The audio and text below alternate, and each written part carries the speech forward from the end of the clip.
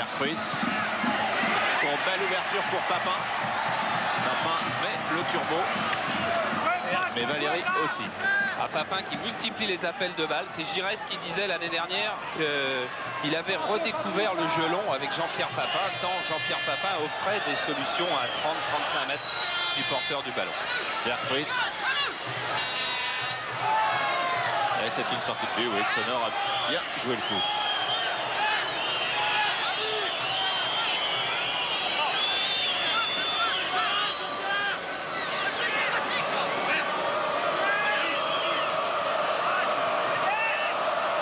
Minutes de jeu en première mi-temps. Et Marseille, qui n'a jamais perdu sur son terrain en championnat depuis le début de la saison, mène donc 1-0. Petit. Alors que Monaco a fait un parcours très honnête à l'extérieur. 5 victoires, 6 nuls, 5 défaites.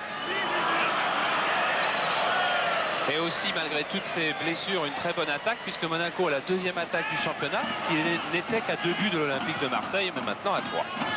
C'était le 50e but de l'OM tout à l'heure, marqué par Sauzet. 50e but en championnat cette saison. Amoros, qui est venu à droite.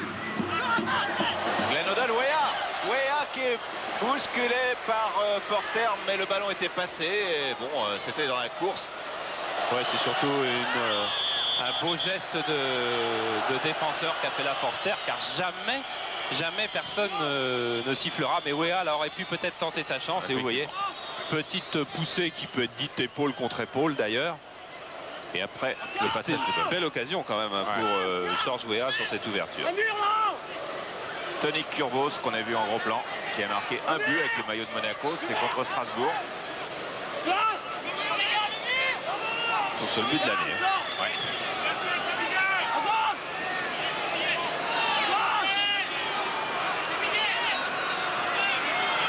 Il y a 3 petits dans le mur aux côtés de Sauzet. Sauzet qui fait le piquet. Sans doute Battiston sur cette passe. Hoddle, Pichenet d'Hoddle. Et bonne sortie de Gaëtan Barre.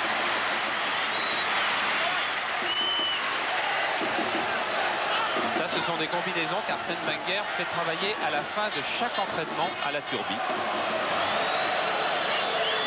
Il essaie en particulier avec Fabrice Poulain et Patrick Battiston d'inventer des combinaisons sur les balles arrêtées. Kurbos, non, n'a pas pu contrôler ce ballon que récupère Franck Sauzet.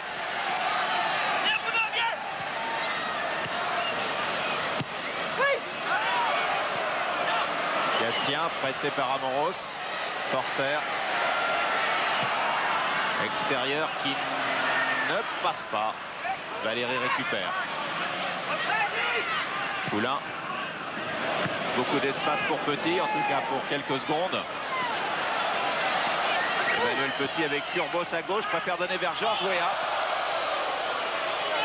Il y a encore un contact Weah-Forster, mais pour le moment tout se passe bien.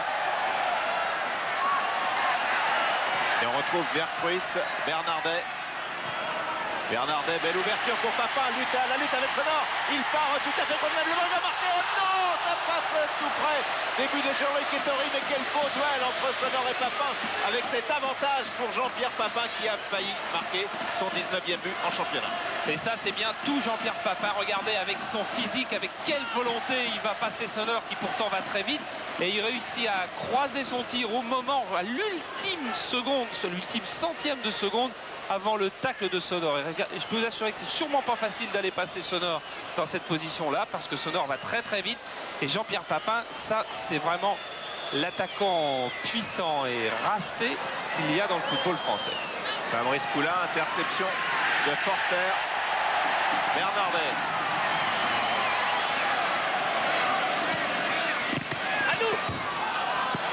Adou, ça sera pour l'OM. C'était forcément Adou, un des deux. Bernardet qui se sent très à l'aise dans cette équipe de Marseille, où il a été sensible à l'accueil qui lui a été fait, arrivé comme ça à 6 ou 7 journées de la fin. Il en reste maintenant plus que 5. Dans une équipe qui est deuxième, première maintenant. Il s'y sent bien. Battiston. On va avoir une faculté d'adaptation assez étonnante d'ailleurs pour vivre des choses comme ça. Sonneur, attention à Papin. Ouais, c'est plus facile lorsque l'on est un joueur très technique comme est Bernardet, très collectif.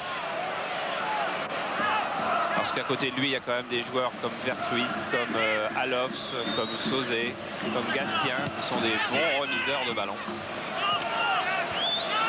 Marcel Dib. Belle feinte. Et Amoros qui n'a pas été tout à fait concluante pour l'instant. Petit, Rodel. Ouverture pour Wea. Wea dont la masse athlétique est très imposante. Au-dessus de 80 kilos.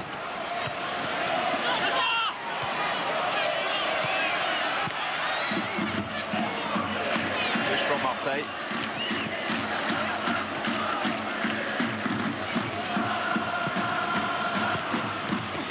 Bruno Germain laisse sortir. On remet ça avec Bernardet, une tête très plongeante de Petit. Et Bernardet râle fort. Dib. Sonneur. Baptiston. Un schéma très classique du côté de Monaco avec les 4 défenseurs, avec 3 milieux bien à plat. Dib, Poulain, Amoros et Odell qui orchestre le jeu derrière Kurbos et Wea. Amoros un peu plus replié. Une déviation de Glenn Odell et la touche est pour Monaco.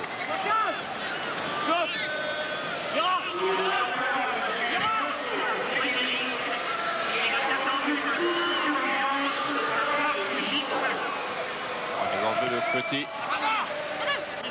qui récupère, qui centre vers Rodel. Rodel encore. Ah oui, c'est Bruno Germain qui du bout du pied. Et ça, c'est quand même assez fabuleux ce joueur Glenn Odell qui a des yeux absolument partout, qui trouve des ouvertures. Et là, Bruno Germain vient encore de sauver effectivement du bout du pied. Mais bien des joueurs se seraient laissés prendre à l'ouverture de Glenn Odell. Baptiston Petit qui aura touché beaucoup de ballons dans cette première mi-temps en tout cas. Ah, c'est le joueur libre de la défense. Baptiston. Amoros pour Valéry. Valéry à la lutte avec Murat. Centre de Valéry et corner pour Monaco. Patrick Valéry qui a joué longtemps libéraux et on a le centième d'hésitation qu'il a eu pour déborder Murat. C'est sans doute parce qu'il était défenseur. Un attaquant serait passé. Et du pied gauche. Il n'y a personne, Emmanuel Petit. Tire le corner, premier poteau, tête de Kurbos, c'est tête de Sonneur et but. But de Georges Weah, égalisation de Monaco à la 36e minute sur ce corner, tiré par Emmanuel Petit. Et but de Weah. Regardez, déviation de Kurbos. Je crois ensuite il y a tête de Sonneur piqué. Et là Weah, du haut de la cuisse, qui marque quasiment à bout portant. Regardez, le pied gauche de Manu Petit. Kurbos qui prolonge et ça c'est mortel pour une défense. Vercruis qui est lobé. Sonneur qui cherche à marquer d'une tête piquée mais qui trouve la cuisse de Weah. Huard n'est pas sorti. Et là c'est trop tard, c'est à bout portant. Weah qui marque son 9e but de la saison. C'est le premier de la cuisse. Il a eu 3 du pied droit, 3 du pied gauche et 2 de la tête. On verra tout ça à la mi-temps. Ceux de la cuisse sont pas souvent répertoriés. Il faudra créer une nouvelle colonne. C'est de la cuisse droite. Et pour l'Olympique de Marseille, il faudra créer de nouveaux dangers sur la défense de Monaco. Car il faut bien dire qu'à part 3 ou 4 appels de balles de Jean-Pierre Papin, eh bien, c'est l'AS Monaco qui a eu la maîtrise du jeu. Interception de Germain, Murat, Papin n'est pas là, vous ne le voyez pas sur l'écran. Là, il est juste en bas, vous voyez, il relasse, il a un problème de chaussure. Je pense pas que ce soit un problème de choc physique. Non, il change. Vercruis, il change de chaussure et hors-jeu de Alofs. La défense de Monaco était très haute. Voilà, changement Et vous voyez qu'il met des de chaussures. crampons alus alors qu'il avait une semelle moulée. C'est toujours le problème de hors-jeu, je ne discute pas, des matchs lorsqu'arrive le milieu du printemps. Parce que l'on croit toujours que l'on peut jouer avec des moulets et en fait il y a un petit peu d'humidité toujours vers 9 h et à ce moment là ça commence à glisser et on a envie d'avoir des crampons à lui. Et on a vu beaucoup de joueurs déraper ce soir. Sauzet à la lutte avec Dib. Avantage à Franck Sauzet, le champion d'Europe espoir. International A maintenant dans l'équipe de Michel Platini.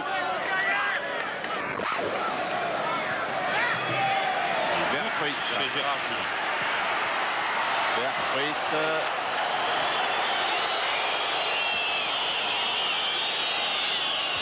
Amoros. Oula. Amoros pour Georges Weah qui est encore parti. Prend le ballon de la tête. Kurbos a une occasion. Il a 5 et non, c'est Glenn Hoddle qui était à l'arrivée. Mais quelle action rapide. Alors qu'ils étaient en infériorité numérique, les Monégasques ont encore eu une occasion de marquer avec Weah puis Hoddle, avec Kurbos au départ. Regardez Kurbos qui a failli être accroché, qui réussit à se redresser pour donner la balle à Hoddle qui arrive. Et Hoddle gêné par Germain au dernier moment. Germain qui lâche pas Hoddle. Et cette fois-ci, il a bien fait. Regardez, Weah pour Kurbos, ça a déjà failli être le but. Ensuite, il a failli avoir faute de Gastien. Et puis, Huard qui met la balle de Hoddle juste au-dessus. Et en corner tiré par Emmanuel Petit. Premier poteau, ballon dévié. Sonor arrive comme une fusée. Et nouveau corner.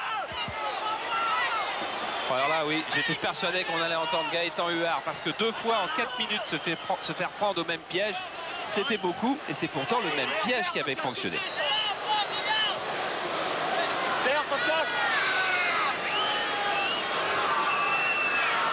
Glenn Hoddle joue autrement.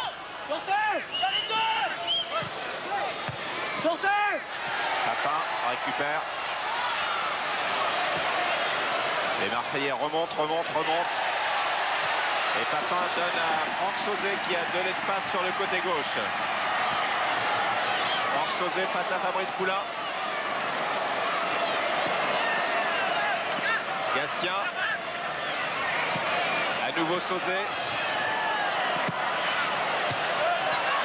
Beaucoup de confiance chez les Monégasques et on sent un petit doute à Marseille.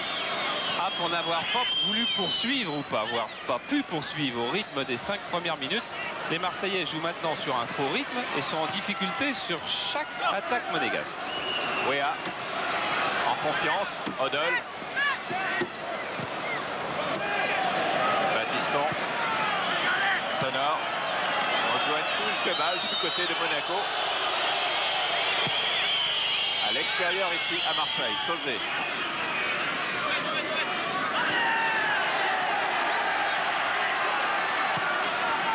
Sauzet Vercruis.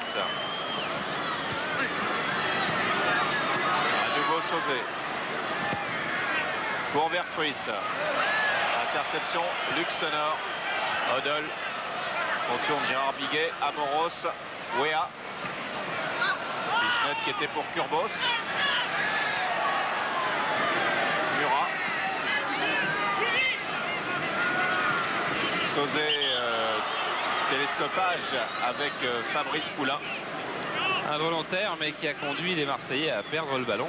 Et heureusement que Gérard Biguet a sifflé en faveur de l'Olympique de Marseille, car c'était un 3 contre 1 qui se décidait. Sauzet, le public du Stade Vélodrome s'impatiente maintenant. Kurbos, Germain. Manque de réussite aussi pour les Marseillais maintenant. Weah tente de passer Sauzet, il y parvient. Très belle action de Weah qui donne à Tony Kurbos. Tony Kurbos face à Gaëtan Huard. Sortie formidable de Gaëtan Huard dans les pieds de Kurbos. Gaëtan Huard continue et sauve l'Olympique de Marseille d'un deuxième but. Il revient très vite car Monaco joue à fond. Monaco sent que l'OM est en difficulté en ce moment. L'OM chancelle. Et Gaëtan Huard a sauvé l'OM d'un deuxième but. Gaëtan Huard qui avait fait une faute sur Alfano dans les mêmes conditions. Amoros et Huard. Dans les mêmes conditions en coupe et qui cette fois-ci a réussi à sortir superbement dans les pieds de Kurbos, car il fallait anticipé sur le crochet de Tony Curbo. C'est Huard l'a fort bien fait. Huard qui relance à la main sur Murat. Valéry prend l'avantage sur Alofs.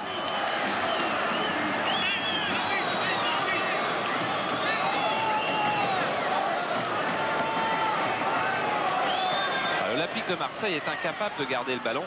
Et bon, on dit toujours qu'il manque quelqu'un dans une équipe tous les ans. Il manque Platini à l'équipe de France, il a manqué Raymond Kopa longtemps. C'est le genre de choses qu'on entend. L'Olympique de Marseille aujourd'hui, comme souvent cette saison, je crois qu'il manque Alain Giresse.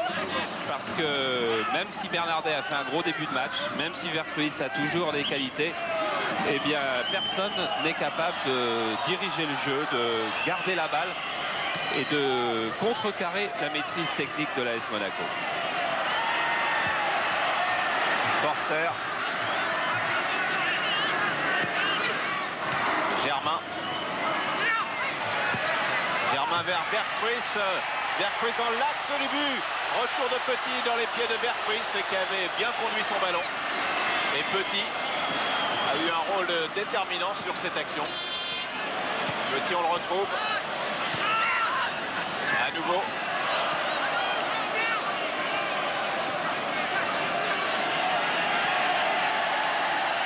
Emmanuel Petit qui jouait en minime à Arc en Bataille. Et il jouait numéro 10. Marcel Dib, ancien Toulonnais, les Toulonnais qui doivent suivre ce match de l'OM, qu'ils vont retrouver samedi en coupe, bien sûr, avec une attention particulière. Valéry. Le centre de Valéry est mis en corner par Forster. Alors que les Nantais qui iront à Monaco pour eux aussi le match retour de coupe doivent être assez impressionnés par l'équipe de Monaco ce soir.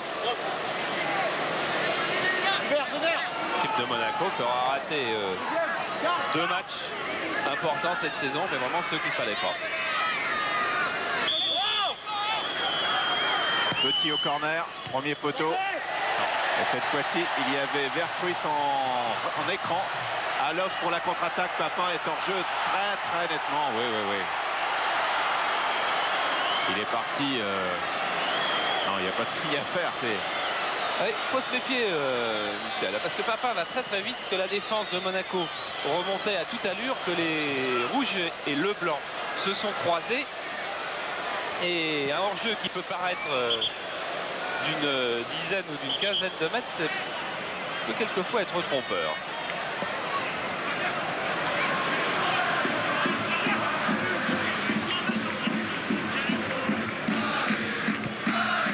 Batiston vers Georges Weah. Et tête de Forster.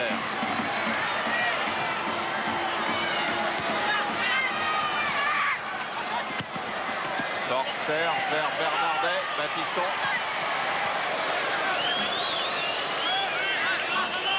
Et on approche de la fin de la première mi-temps sur ce score d'un but partout. Avec ce coup de canon. Regardez l'ouverture. Là voilà, Papin est en jeu. Oui, vous voyez, il y a 2 mètres.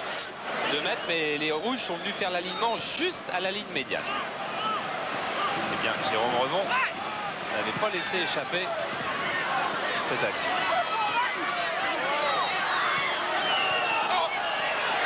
Gastien dans la mêlée et une faute d'Amoros. On a bien vu sur le gros plan sur Gastien. Oui, la faute d'Amoros indiscutable, mais cette incapacité à l'Olympique de Marseille à gérer le ballon. Je suis sûr qu'on s'apercevra dans les statistiques tout à l'heure que l'AS Monaco a eu le ballon peut-être 20 ou 30% de plus que l'Olympique de Marseille. Ne peut pas garder la balle. Murat, Vercruis. Les ententes dont profite Dib. Odell maintenant. Weah qui se déplace sur le côté droit. Dib aussi. Et bonne interception et relance en même temps. Ça, c'est du grand art de Forster. Vercruis. Alofs. Avec une faute. Avec une faute de Batiston.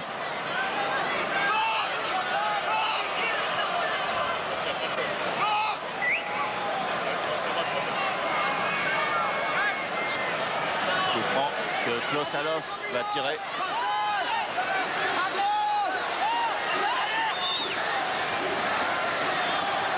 Le Peut-être la dernière action de cette première mi-temps. Sortie de Jean-Luc Ettori devant Franck Sauzet, le buteur de la première minute. Et Arsène Wenger est sorti de la casemate où sont relégués les entraîneurs au stade Vélodrome. Et ça doit aviver ses regrets que de voir l'AS Monaco jouer avec autant d'élégance et de facilité. Surtout lui qui a vu en plus les Turcs de Galatasaray se faire pulvériser par Bucarest en demi-finale de Coupe d'Europe.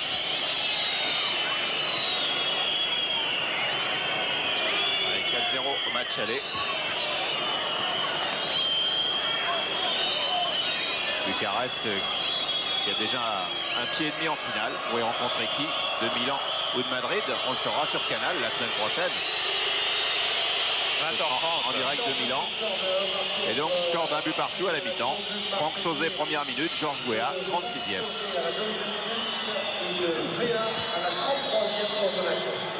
Et oui, l'Olympique de Marseille qui avait très bien débuté comme face à Toulon, et Monaco qui va beaucoup mieux, ce que Marcel Dipp va confirmer à Thierry Dujon. Marcel Dipp, on vous a vu très offensif en première période. Vous allez la jouer comment la seconde période?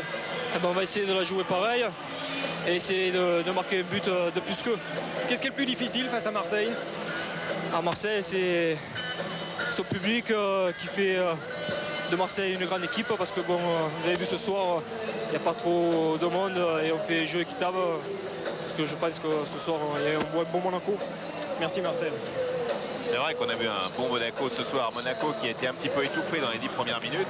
Après ce but marqué dans la première minute par Franck Sauzet. Puis Monaco a refait surface très vite ensuite pour faire une deuxième partie de première mi-temps extraordinaire. Et sans Gaëtan Var, eh bien, Marseille aurait peut-être un but de retard en tout cas, aurait pu encaisser un autre but. Luxembourg, vous avez vu son diamant à l'oreille, il l'avait enlevé en Coupe d'Europe en championnat, il le remet. Il a moins peur de se faire tirer les oreilles, comme il disait l'autre jour. Manuel Amoro, celui qui a gardé sa médaille autour du cou. Patrick Valéry. Et là c'est les toilettes, c'est un peu plus loin. Le caméraman s'est trompé de porte. C'est la dernière porte au fond à gauche. Ah, c'est une porte où il y a beaucoup de monde avant le match, mais enfin pas à la mi-temps. Alors, quasiment tout le monde y va avant le match. Voilà, Poulain, Valéry, on va récupérer, on va voir un peu. Et Georges Weah. Alors Georges Weah, c'est le buteur de Monaco. Vous l'avez vu marquer un but qui est le 9e de sa saison.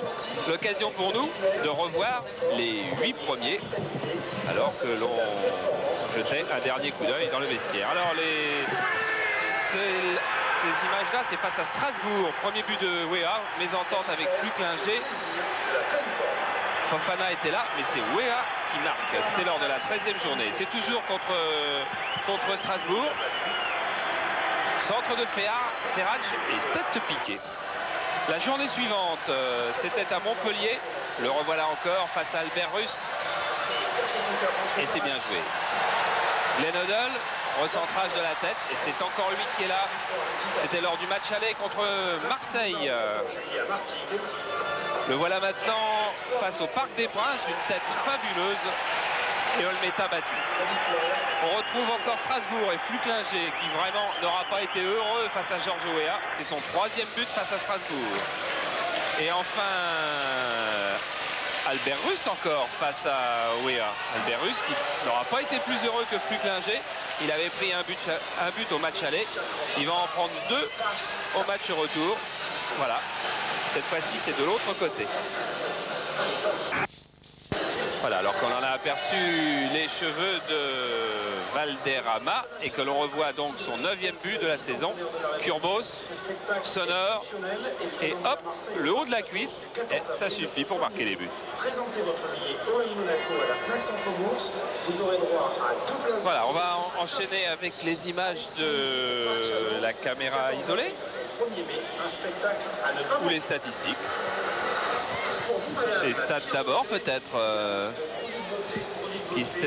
Notre équipe donc qui s'est attachée, on le verra tout à l'heure, à Bernardet et à Odell. Des attaques de Marseille, il n'y en a pas eu beaucoup, mais il y en a une qui a réussi très vite. Des attaques de Monaco, il y en a eu beaucoup plus du double. Et s'il y a 7 au centre, c'est à cause de la puissance de Georges Weah et des ouvertures de Glenn Odell.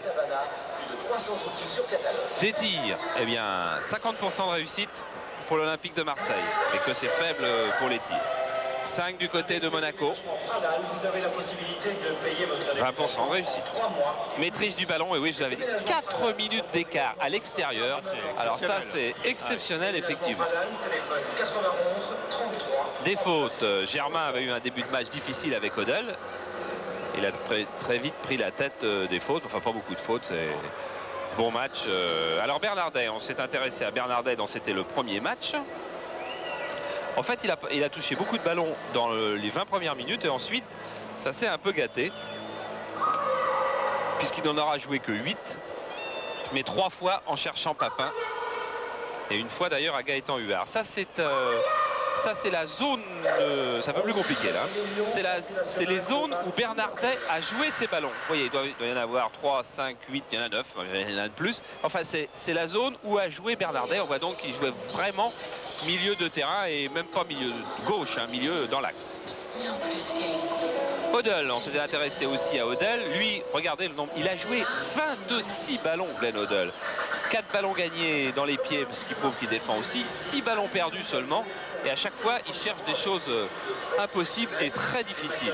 Marcel Dib, qu'on a beaucoup vu dans des offensives, eh bien c'est lui qui a été le plus servi. Et alors, où joue Glenn Odell? Eh bien, vous voyez que c'est un petit peu la même zone de jeu que Bernardet, mais en sachant se montrer plus offensif, puisqu'on voit des petits ballons qui sont aux alentours de la zone des 18 de Gaëtan Huard. Voilà, c'est Glenn Odell, confirmation d'un talent fou. Caméra isolée. Caméra isolée. Le but de Franck Sauzet, première minute. Et regardez, tout le monde est content, mais Franck Sauzet, lui, s'en va courir à gauche. C'était lui le plus content de tous. Hein. Là, on revoit autre chose, et bah, ça va être un but aussi. C'est toujours le but de Weah. Sous un nouvel angle, et qui nous montre que Weah est vraiment très près de Gaëtan Huard. Alors en caméra isolée, on s'est intéressé à Bernardet aussi, c'est Philippe Doucet qui a choisi Bernardet. Très actif dans le premier quart d'heure.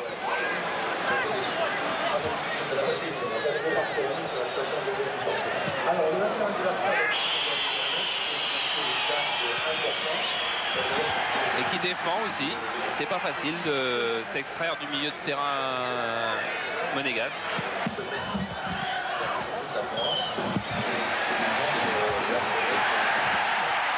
Il défend et il attaque. Effectivement, c'est homme orchestre et c'est très bien trouvé dans les premières minutes, comme il était quasiment l'année dernière à Montpellier. Glenn Odell, l'autre. Là, on l'a vu perdre le ballon et aller le rechercher aussitôt. Appel de balle. Ah, il laisse cette balle à Georges Weah qui a sa collision avec Förster et il serre les poings de rage.